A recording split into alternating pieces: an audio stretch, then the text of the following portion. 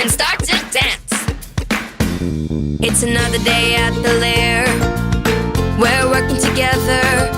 Ain't no job that's too big, 'cause we can make it better. We've got Robin the robot. Teach us to build. Work hard together for a better future. We've got Robin the robot and Orby too. Hey guys! Welcome back to our new episode on Robin, me, the robot. I am so happy you're here with us. Today, we have something quite interesting to talk about. Hey Robin, can I tell them? Yes, Orby, take it away. Today, we will be talking about how oil production works. This is an important topic, Orby. Why? Because Guyana has started oil production, and it is important for our young, awesome listeners to know all about it. But hey Robin, what kind of oil are we talking about? Coconut oil? No, Orby, we'll be talking about crude oil. So what is crude oil, Robin? Crude oil is a liquid fuel source. It is said that the origin is from the remains of plants and animals billions of years ago. Wow, I actually find that amazing. Where is crude oil found? I love your question, Orby. It is found deep within the ocean and combined with mud. They remove the crude oil for our daily use by drilling. I think we should join our dear friend to talk about oil production some more. Definitely, Orby. Orby and Robin, hey! I overheard you guys talking about how oil production works. I was wondering when you'll visit me. You're eavesdropping, Anna. I have so many questions about this process. I hope you'll be able to answer them. What we don't know, we'll definitely research. Awesome! So where does crude oil come from in Guyana? It is operated on the Stabroek Block offshore Guyana. Hey Robin, didn't we go to Stabroek Market before? Yes, we did, Orby.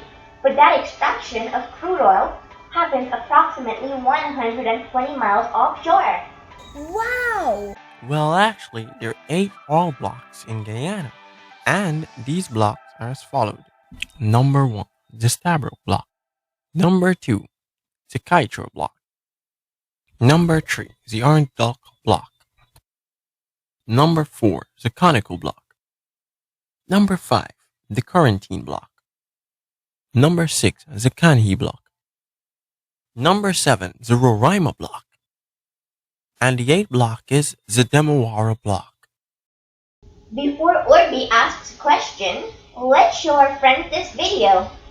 Oil and gas are generated from a source rock, organic matter buried in the depths of the earth. Once formed, they climb back towards the surface. On their way, cap rocks can impede their progress, and they accumulate in reservoir rocks.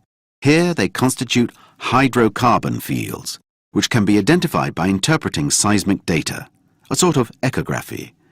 The data is obtained with the help of a seismic ship. To confirm the interpretations of seismic data, 2 types of drilling gear exist.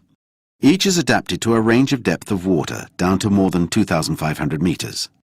The platform seen here is a semi-submersible which floats and retains its stabilized position by means of anchors fixed on the seabed.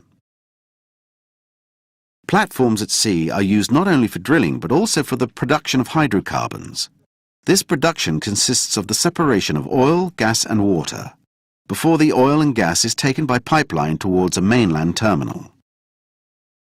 Where it's impossible or too expensive to link the field to the coast by a pipeline, an FPSO ship is used, floating production storage and offloading barge. On board, the hydrocarbons and the water are separated. The oil is stored prior to being loaded on tankers and the gas is re-injected into the reservoir rocks. Gas from a field is taken to land through an underground gasoduct to a processing plant. There, if the gas is to be transported by sea, it's converted into liquid, obtained by cooling it down to -163 degrees Celsius. When it arrives at the plant terminal, the liquid natural gas, LNG, is returned to its gaseous state in a regasification plant, before being introduced into the local gasoduct network. The LNG is stored in tanks before regasification. The crude oil is transported in a petroleum tanker, the capacity of which can attain 200,000 tons. It's commonly called a supertanker. The terminals capable of receiving such giants are few and far between. The ships used to transport the crude oil produced on an FPSO ship are of a much smaller capacity. The crude oil, before being refined, is stored in the port in large capacity tanks. The natural gas is preserved in reservoirs, artificial or natural.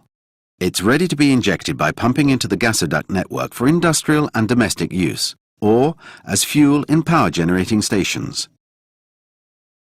As far as the crude oil goes, it's transported by oleoduct to the refinery. There it undergoes a number of transformations and blending.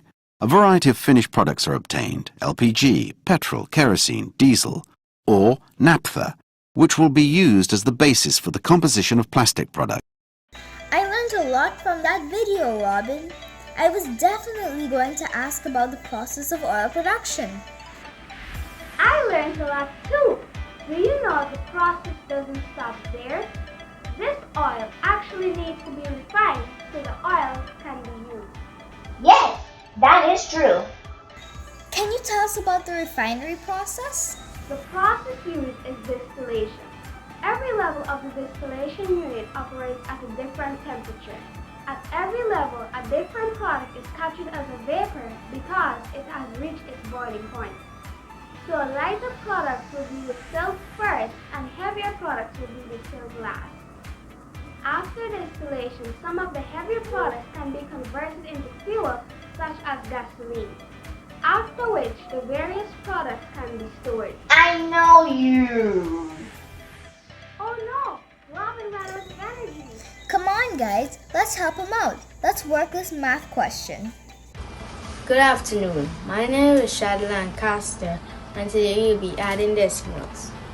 Our sum for today is 25.9 plus 13.8.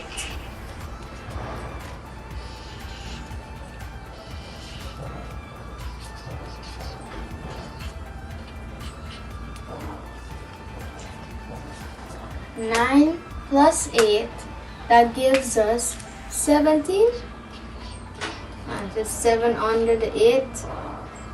Put down your decimal and put the 1 above the 5. 5 plus 1 is 6.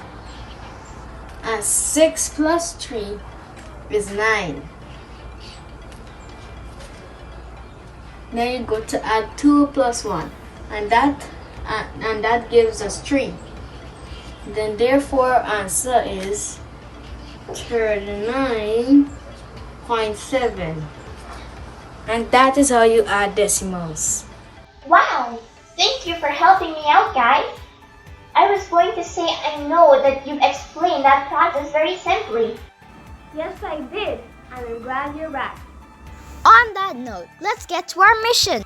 Let your audience a tiny version of an oil rig. I think that would be cool. Well, you know what? I'm on it.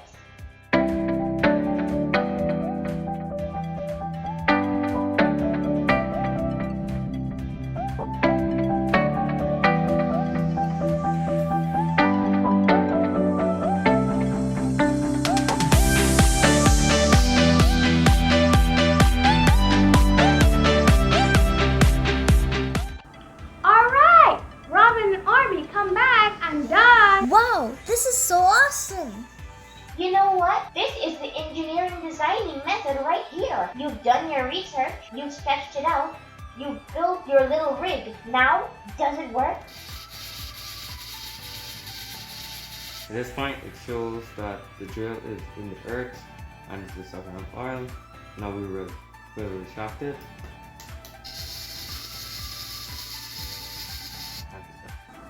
Actually, yes it does. That's amazing! I'm glad we didn't have any technical problems today. Don't make technical problems a bad thing, Orby. It makes us smarter and helps us strengthen our problem-solving skills. That is true, Robin. So kids, if you ever face a little difficulty in your schoolwork, just know when your noggin kicks in, you'll be definitely ready to handle other challenges coming your way. Yes, and I am super happy our little rig is working. Me too, Robin and Orby. I think I'll continue playing with it. I enjoyed today and it was eye-opening for me. I know for sure you loved it, Orby. Be sure to visit our website, robintherobot.tv, or you can email us any topics you would like to learn to robintherobotgy@gmail.com. Until next time, stay safe, kids!